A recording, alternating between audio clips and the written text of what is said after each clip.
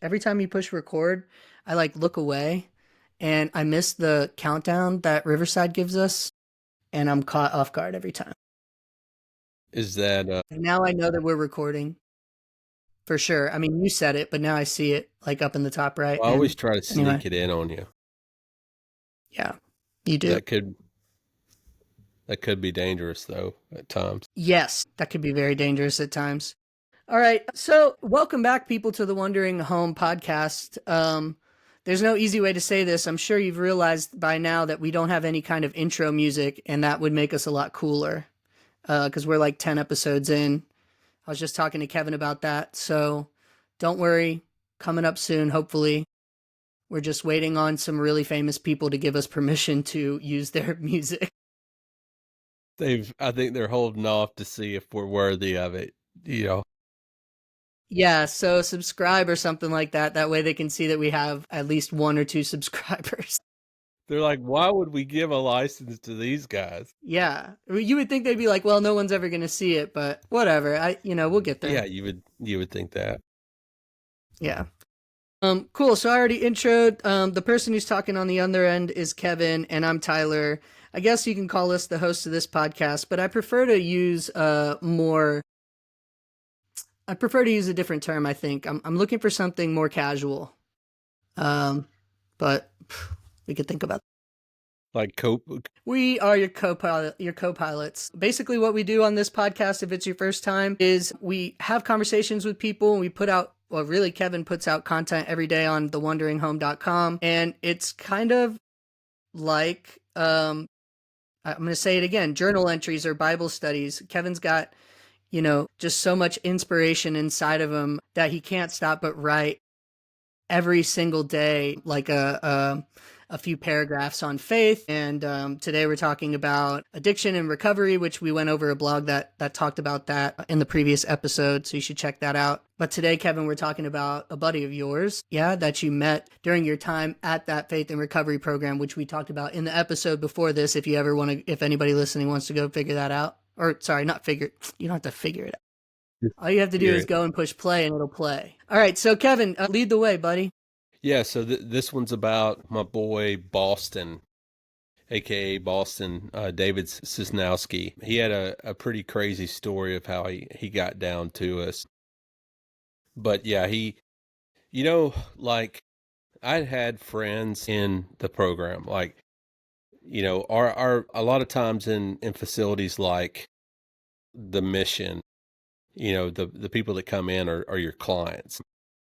Oh, wait, sorry, Kevin. Sorry, for context for everybody who hasn't listened to the episode right before this where we talk about the faith-based recovery program, will you just tell them kind of your role? That way they'll understand maybe what the dynamic would be like, between you and Yeah, so the Downtown Rescue Mission is a place in Huntsville, Alabama, that helped the homeless. There were a lot of people that stayed there, between about, if you add the homeless in with the addiction recovery place, there was about 400 to 500 people a night. Isn't that crazy? That was a lot of people we were housing every night.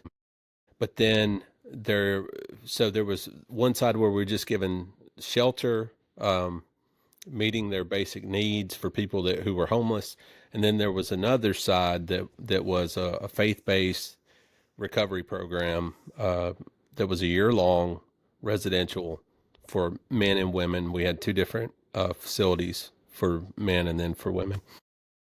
And I was the senior director of ministry, so I was over all the ministries that happened for those 400 to 500 people who stayed with us a night, and specifically did a lot of work with the drug and alcohol recovery program. So while I was there, typically in those facilities, they're a lot of times they're your clients, but we treated it more like a ministry. And so they were our clients, but they also became really our family. I mean, we're knowing these people for a year and getting to know their families and everything about them. So we're seeing these people more than we're seeing our own family, every single day. So I got really close to a lot of them, I would say Dave was one of my good friends. I mean, we just hit it off right off the bat. He was a funny dude, man. He he came from Boston. His mom was an attorney up there. He had been through a bunch of different treatments. We were around the same age when he came in. I think he was about 29. At the time, I was around 32. So I was a young guy, but we just hit it off, right off the bat. He the way that he got to Alabama from Boston, it's kind of crazy. He actually was raised Catholic, and one of the last stitch efforts for him in his recovery was his mom sent him to the monastery in Coleman. And yeah, Oh, I've heard of that place. Yeah. I almost stayed there one night. I called them. I was going to like, they only take checks. oh, really? And yeah. Cash or check. And it's like $55. And, actually, it's kind of a funny side story. I was going to a concert, We Rock the South. And so You were I, going to rock the South and was gonna stay at the monastery? yeah. And then I decided that was probably just not the best idea because I couldn't get a hold of the Sorry. like nun that ran it. And so anyway, I had gotten to the point where they were like, well, come on down, write us a check. And I was like, nah, this. So I just went home that night. I was all muddy and, That would have been two different worlds all in one night. colliding, Yeah. colliding. Yeah. Yeah. I mean, those Yeah. It guys would are have been cool wild. though. We actually had a monk come and preach this past Sunday, and he was pretty cool. They've got a crafts festival at the beginning of April, so everybody needs to check that out. But anyway, we digress. He got sent to the monastery by his mom and family because he was wilding out, and so Dave left, was at a gas station, forgot his wallet at the monastery, was kind of freaking out, and a cop brought him to the mission. And he really was planning on just going back home from there. And we met, we sat down, we talked. He was kind of telling me what was going on with him, and we hit it off, right off the bat, and he decided to come in the program. So, dude really embraced it. Like we were talking about in the last video, where we were talking about how you have to replace self with Christ. He got it. I mean, it clicked for him. He was one of the guys that I really realized, like, man, this guy has really understood what addiction is. He's understood how to overcome it through Christ, and he was getting really involved in a church, local church, and just doing some great things. He actually wound up graduating the program, and then he became an addiction counselor himself. Went to Florida first, became an addiction counselor, and then moved back to Boston, where he was from. And this was one of those relationships, man, where, we talked just about every day, either on the phone or on text. He would ask me questions, about what to do in the facility, how to respond to certain situations. We would cut up, and I'm a Boston Celtics fan. He's obviously a Boston Celtics fan because he's from Boston.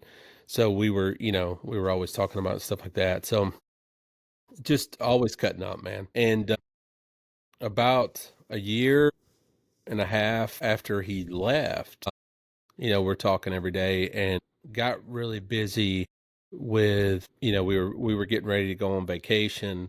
And so the couple of weeks before we went on vacation, me and my family, I was really busy. And so ironically hadn't talked to Dave in like a couple of weeks. And I really didn't think about it, honestly.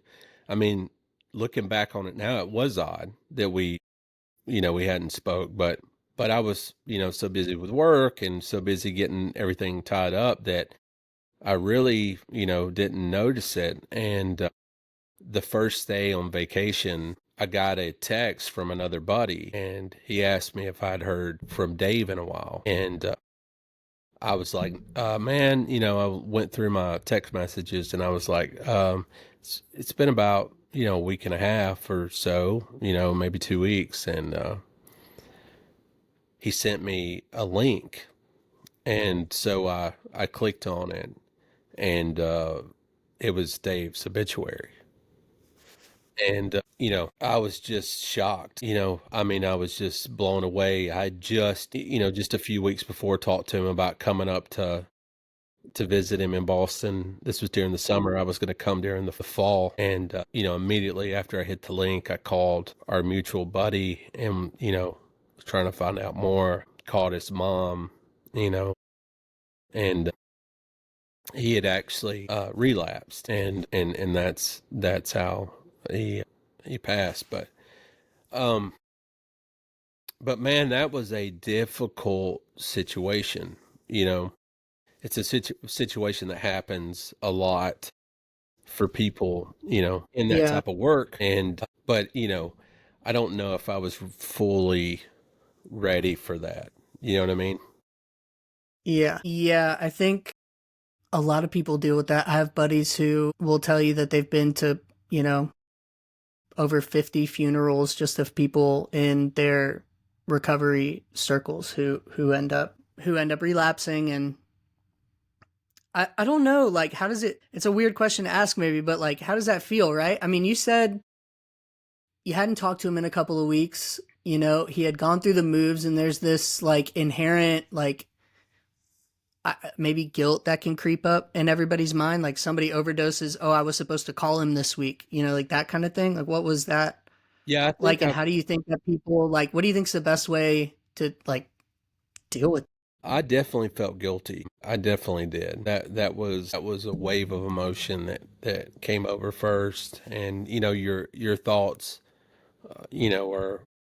are running like crazy. Was I giving him the right advice? I mean, I was looking through like our text thread, like trying to make sure that I had given him the right advice, and you know what I what I came back to, and me and his mom talk even now. I'm planning to possibly go see her in the summer. She's really cool, and I want to go by and see his grave. But yeah, I think the best thing is to, instantly in that moment you think there was something else that you could have done. And I think that, we have to rest in God's providence, which is hard to do at times, and to know that, and to remember, like our buddy, like at least in my case, I knew my buddy knew Christ, and I knew that he had just made a mistake. And Yeah.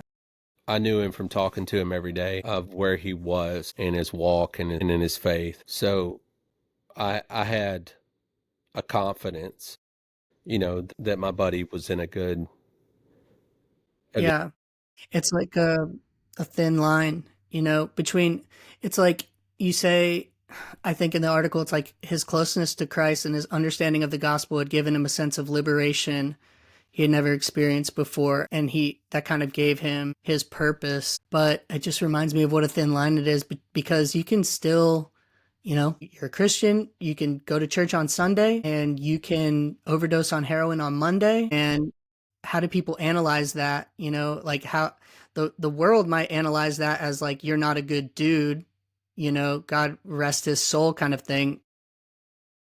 But the reality of it is like, it could have been a hiccup, it could Exactly. have been part of the story that we never even talked about. Yeah, And it doesn't change the fact that that transformation happened. Like the transformation that happened at the mission, and through his life sort of passing on and helping people with recovery, isn't like negated by the fact that he overdosed. You know what I mean? It did, nothing was undone absolutely. And by I that. think that is also, it has to change the way that we view success.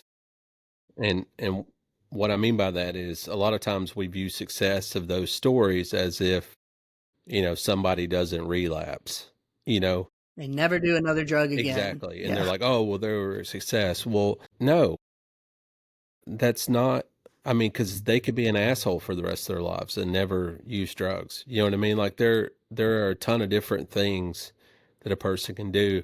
And somebody can be a really good guy and make a mistake and Hmm. love Jesus and pursue Christ and pursue and love the people around him and make a mistake. And I know, not only do I think that about Dave, but I know that about Dave.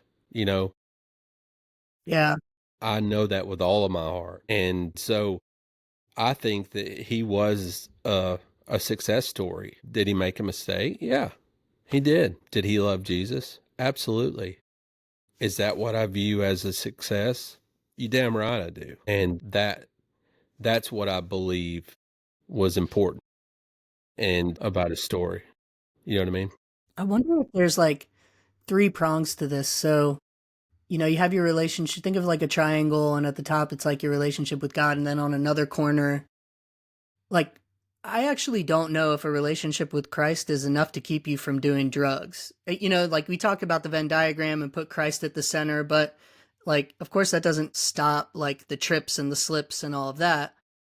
But if you're truly gonna like, community might be another leg, right, of the triangle. So with a relationship with Christ and a community that you can access, which is probably what makes friends feel bad when something like this happens, because that was that other leg. So what's like the third one? Like in your eyes, you've seen this and kind of lived through it a bunch of times. If it was like your relationship with Christ, the community, then what's like the third? Is there a third leg to this triangle? Well, Is it I even a think triangle? really it's those two things. I mean, if and Christ really spells that out with like the two greatest commandments. He says, what is the greatest commandment? We'll love your God with all your heart, with all your soul, and with all your might. And then he says, and then the second and is equally as important is to love your neighbor as yourself. And then, not to get too preachy or anything, but like his bro, like his John, the beloved, he self called beloved. He writes later on in First John that how can you love of God whom you never seen and not love others whom you do see? And so there's really a correlation between the two, that the two prongs of the Christian walk is, loving God, closeness to Christ, and then also the walking it out, in the community. But even at that, what I'll say is you can try to do those as best you can, but we still live in a faulty world. You know what I mean? And so there's still this striving for holiness that we're all trying to obtain, and through God's grace, we're asking for his grace and mercy as we stumble our ways, through this walk. But I think the more that we appreciate his grace, the more we appreciate his mercy, that, like some people think that if we are leaning on grace and we understand grace and we're just going to find that as a license to do whatever we want. And I don't think that's true. I think that when we understand the love of God and we understand his grace more and more, then what happens is we don't want to offend that person. Does that make sense?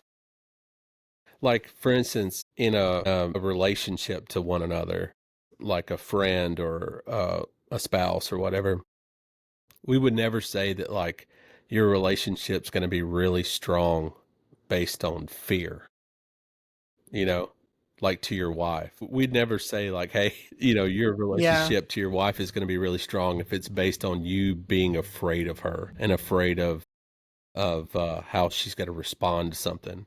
We would say that it's built on love, right? And the way she loves you and the way that that you love her and the way that those things are reciprocated back and forth, that's the way that the strength comes. And I think that's the same way in our relationship to Christ, and then it obviously spills out to others. But one thing that we were kind of, talking about before we got on here was with that, obviously that is a huge one. I don't think that we should view that as not a success. I think Dave was a success. But then two, I think that sometimes people who get into this type of work don't understand how hard it's going to be at times, and I think it's really important before somebody gets into this type of work or to help people who are struggling to really have a support of themselves, and Yeah. if they're going to be counseling people and helping people, who are struggling, to make sure that they are also have a place where they can go and talk. You know what I mean? Yeah. Because if they don't, I heard a counselor say this one time that, if you're talking to people who are going through a lot of things, I was at a seminar for biblical counseling, and he was talking to a bunch of us who were doing a lot of biblical counseling, and he said, you might not understand this, or might not see it this way, but he said every time someone comes in with problems, if you are empathetic, which you should be, right? If somebody comes to us with their problems, we should be empathetic for their problems. He said, you're going to be affected by that. You might not have physically went through what they're going through, but you are mentally putting yourself in their situation and in their shoes. And so because of that, because you're putting yourself through that, you really need to go talk to someone, because, you know, you may have 5 people or 6 people who walk in your door every day who are sharing some very hard things, and you're going to go through all of those mentally. And you need to really have a place to go and talk to someone. And, I think that that is extremely important when being Mhm. in this type of job, and was in that type of job. Sadly, I didn't understand that until after being in it for 7 years. Yeah. Hey, do you know so I quote Dave. You told me about a video that he did like in the snow, Yeah. and I think he had sent to you or put it on Yeah. Facebook. He Tell us sent it about to the me. video because I think I get it right, but yeah, Tommy and the boys. Tommy and the boys. He said it came a huge snow in Boston, and he said, man, I was going to stop shoveling this snow, but then I thought about Tommy and the boys, you know? No, bro, he said, did Tommy and the boys give up at halftime down 26-0? That's how Yeah. I remember it. Yeah, that's exactly. Yeah, he sent that to me during a big snow, and I just, I died out laughing. There were a couple of Yeah. things that he used to say too, because Dave wasn't homeless. You know what I mean? So, Yeah. and then all of a sudden, he had a good life. His mom did well for herself, and his family did well for themselves in a place outside of Boston. And so, this was kind of a different world for him. You know what I mean? Like, he hadn't been homeless. And I remember like going down there. He worked in the kitchen for a while and then later became the driver. But I would go down to the kitchen and he'd go, savages. They're savages. They're Vikings. And we would just get tickled because of, some of the stuff that was going on, around. But just a Yeah. funny dude, man. Great, great guy. Was really lucky to have him as a friend. And I think that's another thing to think about it, man. It's like in all these circumstances, always treating it with friendship, and not this client relationship. You know what I mean? Like if we're treating people through the gospel, it should be a friendship. I never see Jesus in the gospels being like professional in that. You know what I mean? Yeah, yeah, yeah. And I think it relates to one too, even if you're not listening to this and you're a counselor, right? But almost everybody has a story of someone that they know who's in addiction or dealing with it. That doesn't mean that like, you're getting phone calls for $100 from your uncle who's, on the street or something, but in any scenario, Yeah. I think it's good to have that and to have an outlet for it. I mean, if my uncle calls me for $100 and I know he's going to use it for meth, I want to be sweet and not give, and also not give it to him and be understand. There's really like a lot to it that just comes down to like, first we just have to accept the person as a person. Exactly. Okay. And then once we accept the person as a person, regardless of the scenario, that can help us help them. But then it's also very taxing on us. So, whether it's like, my wife would be my outlet, uncle blah, blah, blah, just, called again. I don't know what to do about this guy. Who do I, all that is good for the Something that I was always thought about when I was tired. I'd be tired, and one of the guys would walk in the office, and I would just be, exhausted, emotionally, mentally, just not wanting to do one. And I would always think of the verse where Jesus was going off to get by himself, just Yeah. trying to get alone, and the Yeah. crowd follows him. And it doesn't say that Jesus got pissed off and said, "Get the hell away from me." It says that he was moved by compassion. Like, even in that moment. And the reason why he was getting away too is because he just found out John the Baptist had died. So he's going through, his cousin dies, he's wanting to get away to kind of process that. And then the people are following him. And I think that's really important with us when we're handling people, is a lot of times there's going to be inconveniences when we're helping people, but to be moved with compassion, to humanize them, and that's where God really is Yeah. gonna. Yeah. Also, now's a good time to probably plug our future sponsor, BetterHelp. If you're feeling like you need somebody to talk to and you don't have that outlet, you can just go to betterhelp.com. Put in your phone, you have your opportunity to, how do they say it? To find a therapist that fits you. You can text them, you can video call them, you can show up in the office, but, That's a free get plug somebody to there. listen to. Yeah. It's free for now. I just want them to know how good it is. And funny thing about what we were talking about earlier about Dave and Tommy and the boys, I had seen some videos about Patrick Mahomes. I think we're like 2 or 3 weeks out from Patty and Taylor Swift's boyfriend getting fucking dominated in the Super Bowl. But they had videos like during halftime of them like trying to stay pepped up and like talking about that Brady comeback. Oh, yeah. Like they were going to be in like some kind of documentary, at the beginning of next year. They just like had this belief that they were going to come back, and Yeah.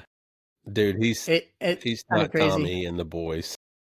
Yeah, I don't think they're Tommy and the boys, and I don't think that you should be using that as motivation, because that's like, No. that's God tier level performance, right? Yeah. I mean, if you're saying that, I know this is getting off subject, but if you're comparing the boys, like the line, the Patriots line to the Their O-line worked their ass off.